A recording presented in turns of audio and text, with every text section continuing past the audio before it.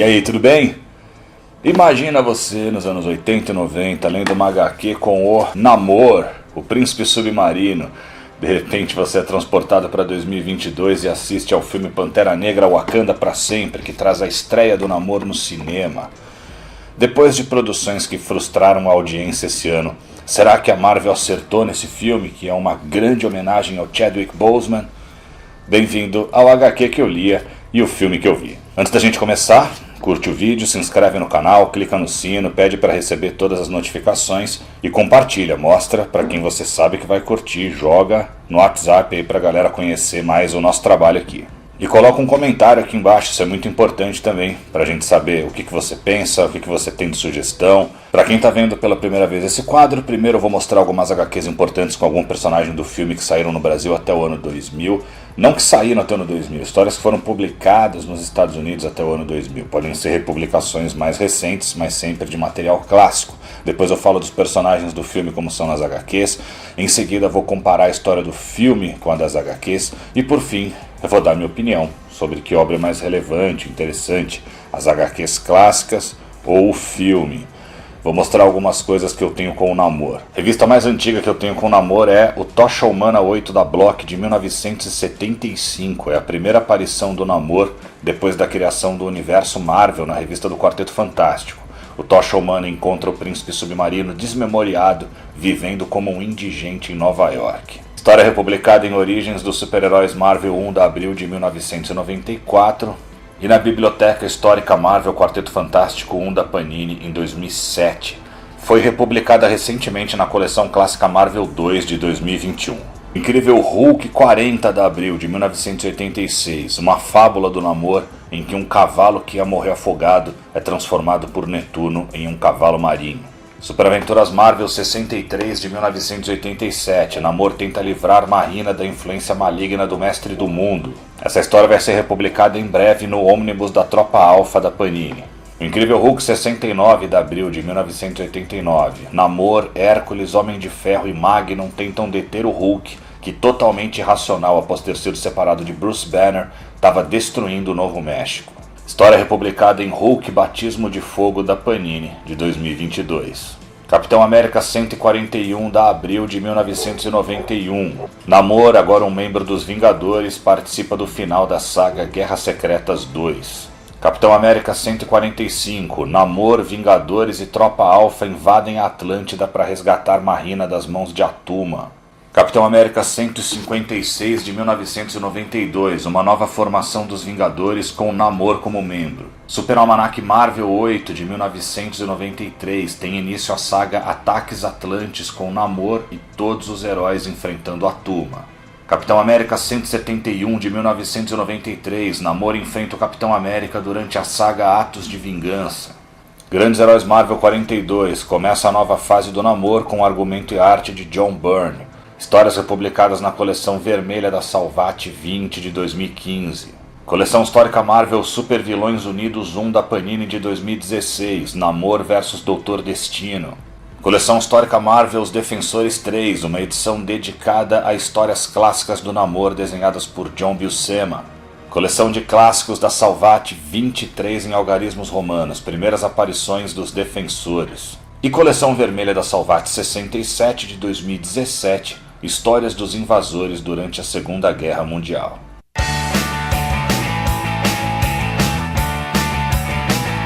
Atenção que vão rolar spoilers do filme Wakanda para Sempre, e eu só vou falar de personagens que existem nos quadrinhos.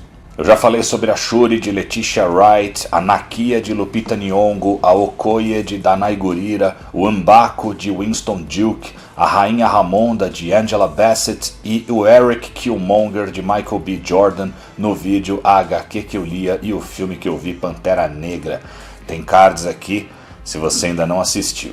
Sobre a Shuri no filme. Como era de se esperar, a Shuri assume o manto de Pantera Negra no filme. Não é exatamente esse o visual dela no filme, mas é bem parecido com isso.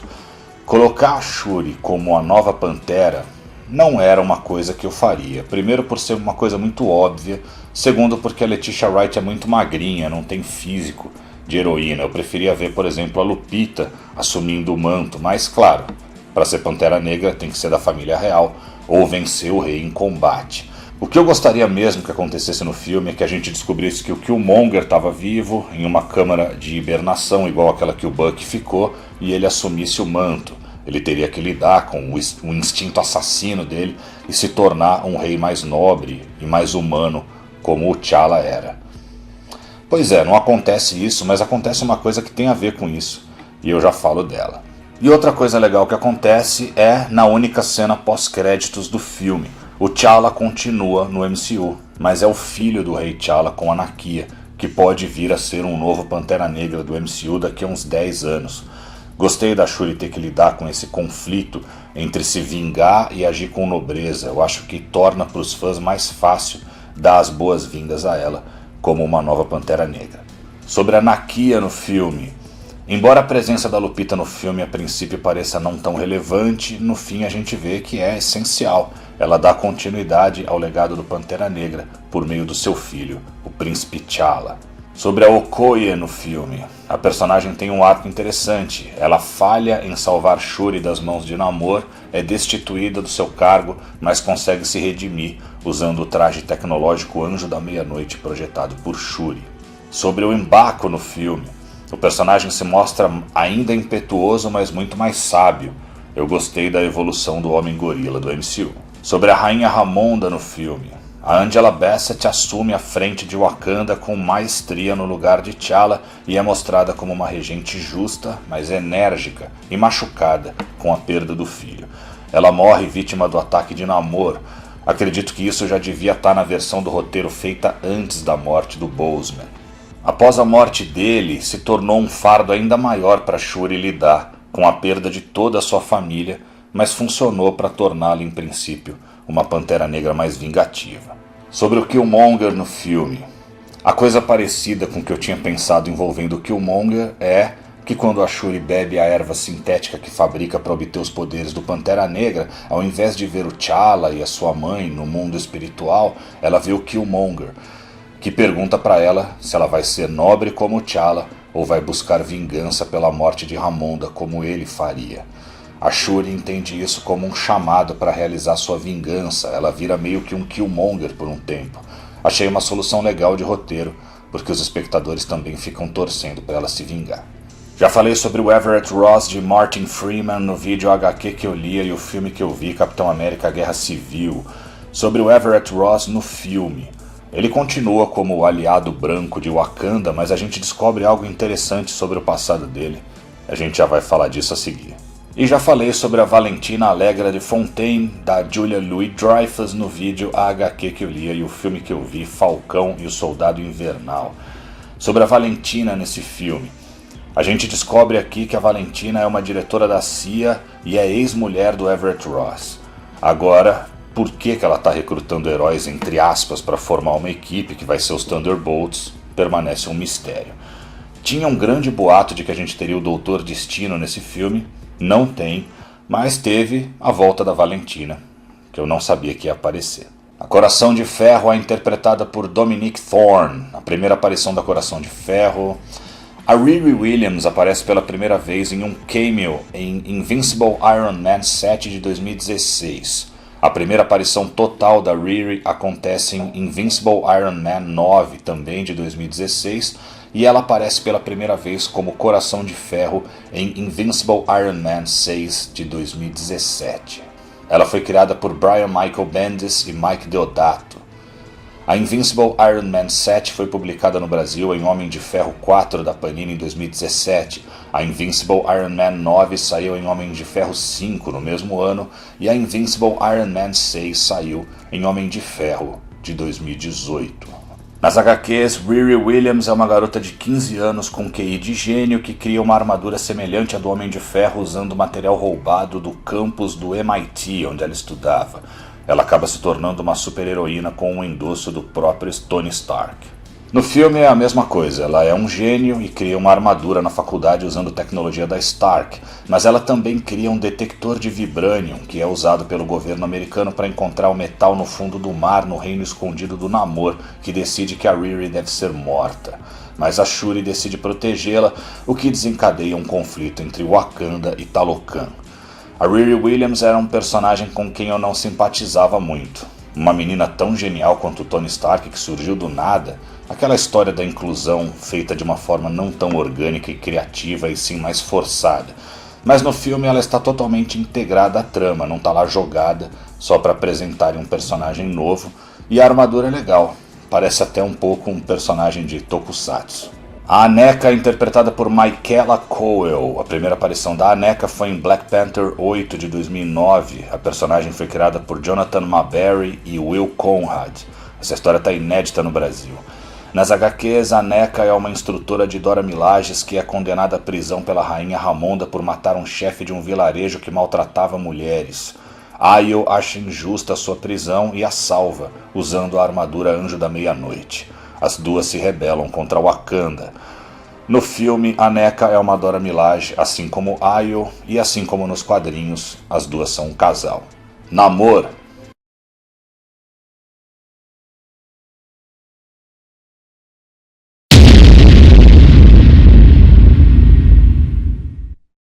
O Namor é interpretado por Tenoch Huerta Mejia. Na primeira aparição do Namor, ele ia aparecer pela primeira vez na revista Motion Picture Funnies Weekly 1, mas essa revista não chegou a ser distribuída direito. Saiu, acho que existem 5 exemplares hoje no mundo.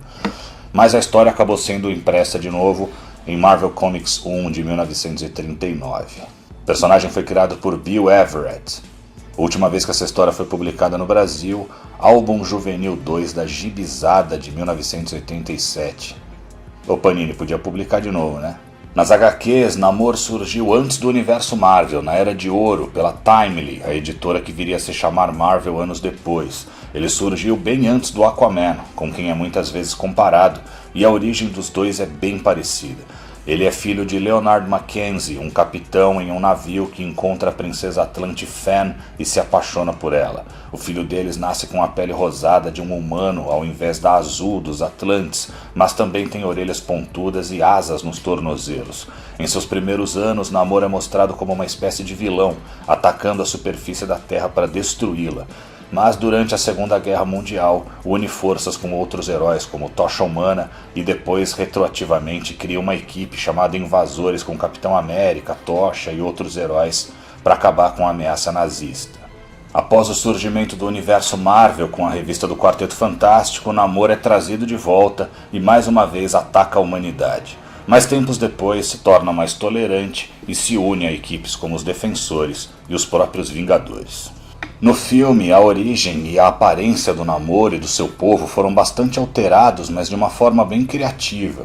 Ele pertencia a uma civilização maia chamada Talocan, que, para escapar da dominação europeia na América, comeu uma erva que cresceu em uma mina de vibrânio e, como consequência, se tornou azul, super forte e com a habilidade de respirar embaixo d'água. Talocan foi recriado no fundo do mar e Namor foi declarado seu rei. Ele tem a pele igual a de um humano por não ter comido a flor diretamente e é super forte e tem asas nos pés por ser mutante. Nas HQs ele é mutante também. No filme seu povo viveu escondido até Riri Williams inventar um detector de vibranium que acaba fazendo com que Talocan quase seja descoberta. Como eu falei, as mudanças feitas no Namor e nos Atlantes foram muito bem construídas e fazem todo sentido no tema que o diretor Ryan Coogler queria abordar, o da colonização, ou seja, um povo dominando o outro pela força. Esse sim é o tipo de inclusão que é feito de forma orgânica e inteligente. No filme, o nome Namor vem de no amor, não amor, uma frase dita para ele por um jesuíta que o amaldiçoa dizendo que ele é filho do demônio e não tem amor por ninguém. O nome Namor veio nos quadrinhos da palavra Roman, romano ao contrário.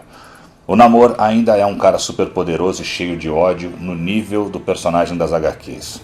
Eu achei a adaptação legal. A Namora é interpretada por Mabel Cadena. A primeira aparição da Namora foi em Marvel Mystery Comics 82 de 1947. A personagem foi criada... Ela é tão antiga que não se tem certeza de qual escritor a criou. A gente sabe que a sua primeira história foi desenhada por Ken Bald e a capa com ela foi desenhada por Bob Powell. Até onde eu sei, essa história está inédita no Brasil. Nas HQs, Namor surgiu na Era de Ouro e era prima do Namor. Ela também era híbrida entre humano e Atlante e tinha poderes parecidos com os do Príncipe Submarino. Anos depois, um clone seu, a Namorita, deu lugar a ela nos quadrinhos. No filme, ela é uma espécie de segunda em comando do Namor. Ela parece ficar indignada quando o Namor se rende para Shuri no final do filme, o que abre uma brecha para uma revolta dela e do Atuma contra o Príncipe Submarino, em um futuro filme. O Atuma é interpretado por Alex Livinali. A primeira aparição do Atuma foi em Fantastic Four 33 de 1964. O personagem foi criado por Stan Lee e Jack Kirby. A Fantastic Four 33 acabou de ser republicada no Brasil na coleção clássica Marvel 39 da Panini em 2022. Nas HQs, Atuma é um inimigo mortal do Namor. Ele foi banido da Atlântida e tentou por diversas vezes depor Namor e se tornar o regente do Reino Submarino. No filme, ele é um aliado de Namor, um dos seus principais guerreiros. Gostei do visual do personagem e realmente espero que ele se volte contra o Namor em um futuro filme.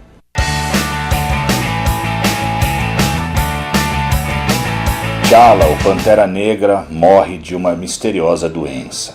Ramonda, a rainha de Wakanda, e Shuri, a princesa, irmã de T'Challa, tentam seguir com suas vidas, mas um homem com asas nos tornozelos, capaz de voar e respirar embaixo d'água, conhecido como Namor, vem até elas e diz que existe vibrânio em Talocan, seu reino submerso, e uma garota criou um aparelho que consegue detectar esse metal. Essa garota é Riri Williams, a Coração de Ferro. Namor propõe a Ramonda e Shuri uma aliança para capturar e matar Riri para que ela não fabrique outros equipamentos desses. Mas quando os acontecimentos deixam Namor e seu povo com ódio dos wakandanos, se faz necessária a vinda de um novo Pantera Negra para proteger seu povo. Nas HQs, Namor e Pantera Negra não chegam a interagir muito na fase clássica. Não existe Vibranium na Atlântida, cuja existência é de conhecimento geral, não é algo escondido como no filme. O traje de Anjo da Meia-Noite existe nas HQs, ele é usado por Ayo e Aneka. A primeira aparição do traje foi em Black Panther 1 de 2016. Essa história foi publicada no Brasil em Pantera Negra, Uma Nação Sob Nossos Pés, da Panini, de 2017. E os Anjos da Meia-Noite eram um esquadrão de elite de Wakanda, formado pelas melhores Dora Milajes. A primeira aparição dos Anjos da Meia-Noite foi em Doom War 5 de 2010, história inédita no Brasil. Nas HQs, Shuri também se torna Pantera Negra por um tempo. T'Challa é mortalmente ferido pelo Doutor Destino e Tempestade, que era esposa de T'Challa nessa época e rainha de Wakanda, propõe que Shuri assuma o manto enquanto seu irmão se recupera. Esse arco teve início em Black Panther 1 de 2009. Essa história está inédita no Brasil. A inteligência artificial da Shuri, interpretada por Trevor Noah, é chamada de Griot. Griot é a pessoa que na África Ocidental tem por vocação preservar e transmitir as histórias, conhecimentos, canções e mitos do seu povo. A vinheta da Marvel no filme é mostrada só com imagens do T'Challa de Chadwick Boseman, sem a trilha do MCU, apenas com um som baixo de vento. Enquanto o jornalista Anderson Cooper, que faz uma participação rápida no filme, fala sobre a situação em Wakanda, no canto inferior da tela aparece uma notícia que menciona Scott Lang e seu livro de memórias, que se tornou um best-seller. A gente vai ver mais sobre isso em Homem-Formiga e a Vespa, Quantumania. Depois aparece outra notícia sobre um suposto tratado em Nova Asgard, do lar dos Asgardianos na Terra. Namor é o terceiro mutante apresentado no MCU até o momento. Os outros foram o Professor X em Doutor Estranho, no Multiverso da Loucura, e a Kamala Khan em Miss Marvel. A Shuri poupando a vida do Namor, que matou sua mãe no fim do filme, é um paralelo com T'Challa poupando a vida do Zemo, que matou seu pai em Capitão América Guerra Civil. Nas HQs, o pai de Riri Williams, Demetrius, morreu um pouco antes dela nascer. Ela foi criada por um padrasto, sua mãe Ronnie e sua irmã Sharon.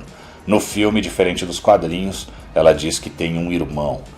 Na batalha final, Namor grita sua frase mais famosa, Imperius Rex, mas ele diz isso na sua língua natal maia, não em latim.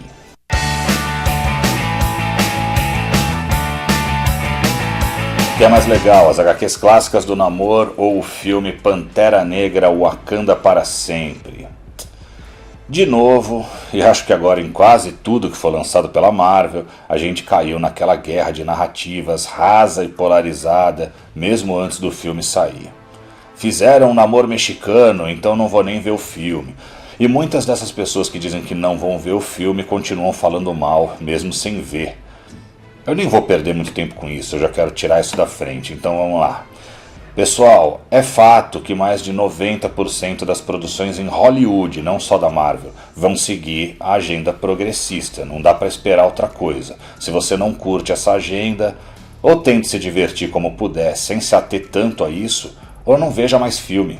Ou fique hateando nas redes, como certas pessoas fazem, ou crie polêmica em cima, faça sensacionalismo. A escolha é sua. Para mim a questão é: a agenda progressista tem boas intenções, o problema é que às vezes a inclusão e a diversidade são colocadas de forma inteligente e orgânica e às vezes são colocadas de forma quadrada, sem criatividade e indigesta. No caso de Wakanda para Sempre, eu achei que todo o visual e origem do Namor e do seu povo foram apresentados pelo Ryan Coogler de forma muito criativa, inteligente e condizente com o tema proposto pelo filme, que é colonizadores e colonizados. Historicamente, pela força, alguns povos foram dizimados, escravizados e submetidos por outros. Coogler já tinha falado sobre a raça negra no primeiro filme, e toda a indignação e ódio estavam na figura do Killmonger. Agora ele fala sobre os povos indígenas das Américas, e a indignação e ódio estão na figura do Namor. E olhem só, a origem do personagem é extremamente alterada, e mesmo assim ficou muito bom. Ninguém aqui é purista babaca que não aceita uma adaptação. O Coogler pegou a origem clássica do Namor, que é idêntica à do Aquaman. Não dava pra fazer igual, porque iam dizer que é cópia do filme do Aquaman, mesmo sem ser. E usou ela pra fazer algo mais legal. Ele não jogou fora e fez outra coisa, como em Shang-Chi. E ele não usou a representatividade de forma aleatória e manjada, como em Eternos, por exemplo. E mais ainda, assim como nos quadrinhos, o Namor não é um vilão e ponto final. Ele às vezes age como um vilão, às vezes como um anti-herói. Assim como o Killmonger, ele tem seus motivos, não é simplesmente mal.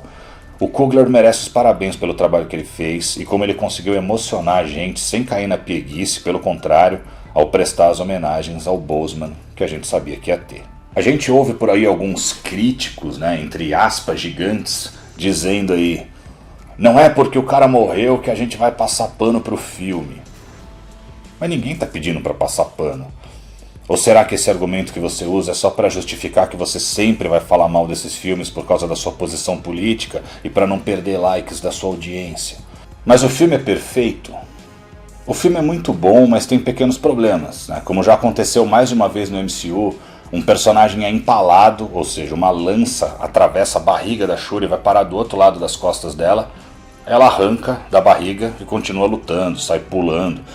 Tudo bem, agora ele é super forte, mas a gente sabe o que acontece quando você é esfaqueado. Seu intestino pode ser perfurado, suas fezes vão contaminar o resto do seu corpo, você tem hemorragia interna. Isso só para começar. E toda hora agora em filme da Marvel tem um personagem que leva uma perfurada na barriga, a gente acha que ele vai morrer, mas não acontece nada. Thor, Amor e Trovão também teve, com a Valkyria. Tem outros pequenos problemas no filme, coisas que acontecem muito rápido, como a criação da armadura da Riri Williams, mas tudo isso dá para relevar. O que importa, como qualidade de roteiro e uma boa adaptação das HQs, para mim tá tudo lá. E falando em diálogos e roteiros, esse filme é um exemplo de como a Marvel está à frente de algumas produções da DC nisso. Eu gostei muito de Adão Negro, falei isso no vídeo que eu fiz, mas em termos de roteiro e diálogos, o filme tem muito a aprender com Wakanda para Sempre. Humor na medida certa, emoção que não é barata nem forçada, nada de clichê ou situações manjadas. É nisso que esse universo compartilhado da DC, que vai ser recriado agora pelo James Gunn, precisa amadurecer mais, e eu tenho certeza que vai, porque o Gunn é um cara muito bom. E mesmo uma coisa que eu não tinha gostado muito, que era o T'Challa ter morrido também, porque eu defendia que colocassem outro ator no lugar, porque o personagem não tinha que morrer. Mesmo assim, mesmo isso, o Coogler fez de forma inteligente. O T'Challa morreu para que se pudesse fazer as homenagens no filme que ele merece, mas continuou vivo com um filho com o mesmo nome que pode ser o futuro do MCU. Mas será que o MCU vai durar até esse garoto crescer para se tornar o novo Pantera? Sei lá, espero que sim. E outra coisa que eu queria ver no filme, que seria o Killmonger como novo Pantera, eu sabia que não ia ter, né? Mas ainda tinha uma pequena esperança que isso pudesse acontecer. E acontece de uma certa forma. A Shuri se torna uma espécie de Killmonger por um tempo, eu achei isso muito bom, muito legal como foi feito. O filme não me decepcionou em nada, ao contrário do primeiro, em que o Garra Sônica foi descartado muito rapidamente e eu queria ver ele atuando mais como grande vilão ali da história. Então, para resumir, eu ter gostado muito desse filme não me rotula como isso ou aquilo. Só indica que eu sou uma pessoa com opinião própria que foi lá, viu, tirou suas conclusões. Assim como todo mundo deveria fazer, em vez de ser influenciado por outra pessoa, mesmo sem ver o filme. É um dos grandes filmes do MCU? Eu achei que sim, mas tem coisas mais grandiosas na frente dele, lógico. É melhor que o primeiro Pantera Negra? É difícil responder essa. Eu nem acho o primeiro Pantera Negra um filme tão sensacional quanto falam. Eu acho que ele nem deveria ter concorrido ao Oscar, por exemplo. E isso também não me rotula como isso ou aquilo. Eu acho que a presença do Boseman faz uma grande diferença no primeiro filme. Talvez por isso ele leve uma pequena vantagem. Mas Wakanda para Sempre é também um filmaço. Então eu te dou uma sugestão. Desarma isso aí que você já tem no seu peito e que você já resolveu previamente pensar sobre o filme e vai lá assistir. Aí se você não gostou, tudo bem. Mas tenta embasar bem o porquê de você não ter gostado. Acho que é melhor, pelo menos você vai ter mais credibilidade quando você meter o pau no filme. Da minha parte, eu gostei muito e aqui, quando a gente gosta muito, a gente fica com o filme. Algumas edições citadas nesse vídeo estão à venda na Amazon, incluindo a coleção clássica Marvel 39, que traz a primeira aparição do Atuma. Olha ele aqui, ó. Vou deixar links na descrição, compra pelo meu link, que você ajuda o canal.